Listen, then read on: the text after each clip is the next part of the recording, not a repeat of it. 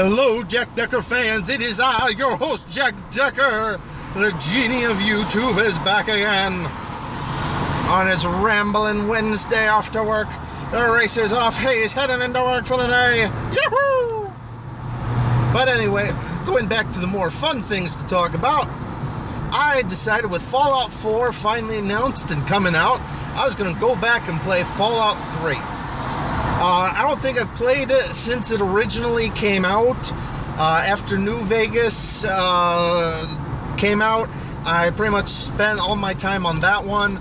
Then Skyrim, and I don't think I've done more than a once through on the original Fallout 3. So, loaded up through Steam, brand new spanking 8.1 Windows computer I built myself. Hopefully a video on that to come shortly. But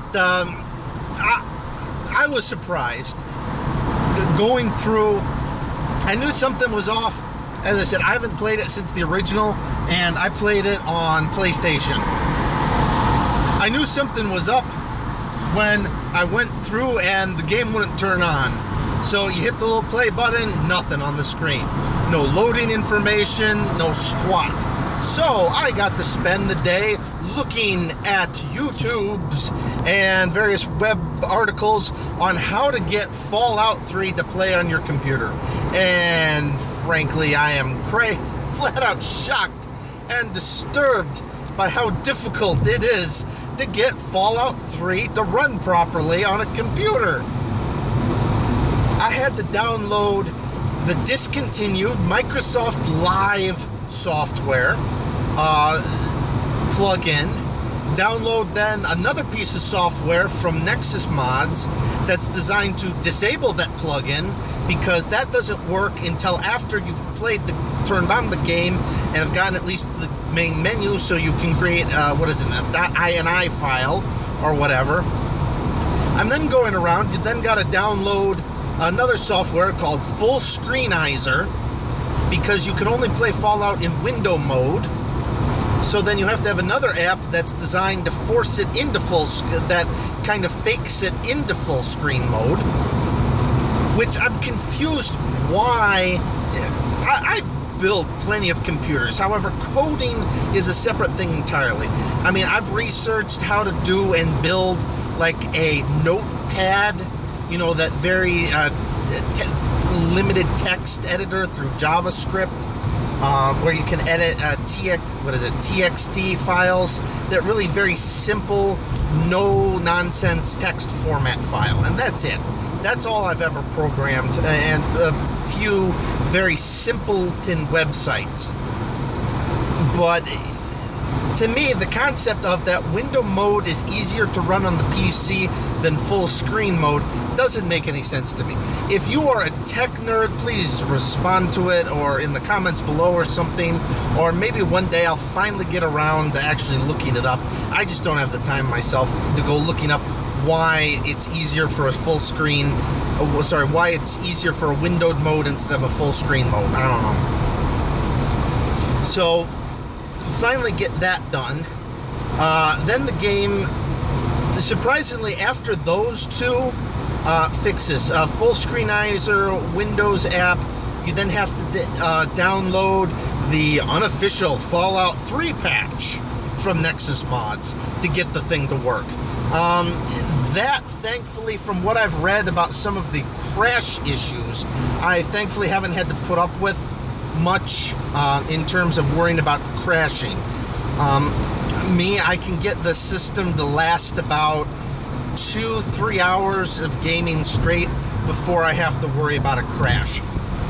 And I think it has to do with the fact that I'm running FOSE, which is some sort of Fallout script editor that allows me to do a couple of these other mods that fix other issues. So I'm really having to force Fallout 3 to work properly.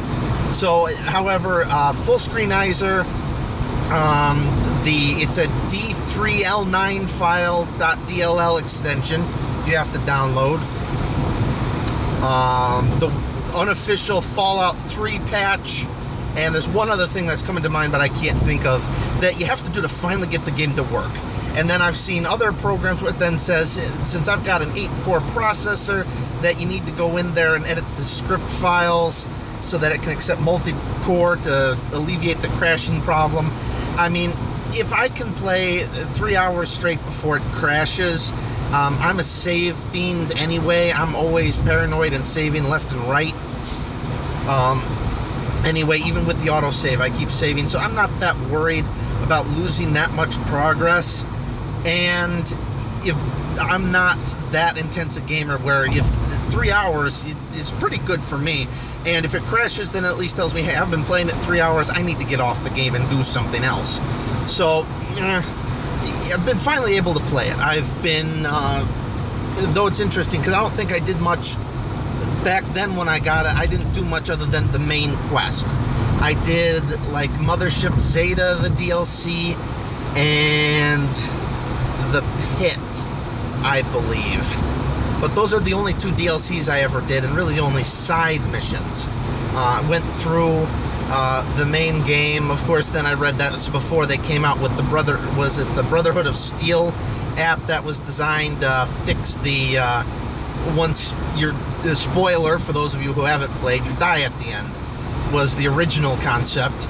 So then you're dead. The last thing you have is that last save file. So I had to thankfully had a save point before the whole final Liberty Prime mission, and was able to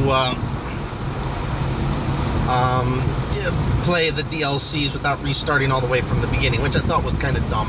Thankfully, I think they fixed that from what I've read. The Game of the Year edition has all the DLCs and prevents you from, once you're at the end and doing the noble death, that's the end of it. You instead get, if I understood it correct, brought back to life and everything. So that's a good change off the original.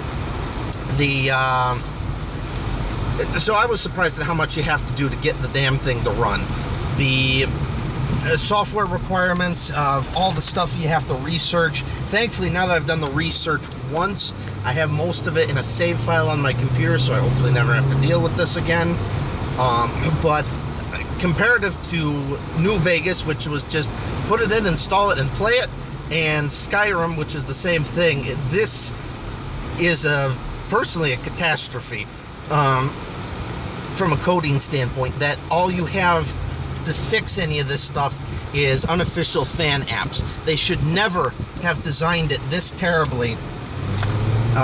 So Bethesda, please don't ever integrate it with all this half-ass software again. Just let us play the game, which is, since Skyrim worked perfectly fine for me, I guess I'm not going to have to worry about any of that, thankfully. I'm really looking forward to the new Fallout 4. Hopefully, and I've finally seen the video, got to see a sneak peek on all what they're planning on doing with it. And so later will be my comments on what I do and do not want to see in the final product. Again, this is Jack Decker, signing off. Thank you for listening to the Daily Decker. I hope you all got your daily dose of news. I know it's not daily yet, but we're working on that, so give us some time, okay? Thank you for watching, listening, or however you absorb your media, maybe intravenously. Please, if you like the video, please hit the like button below. If you want to help support us so that we know we have some loyal fans following us, hit that big red subscribe button. And if nothing else, just post some comments below. Hope you guys enjoyed the video. See you next time.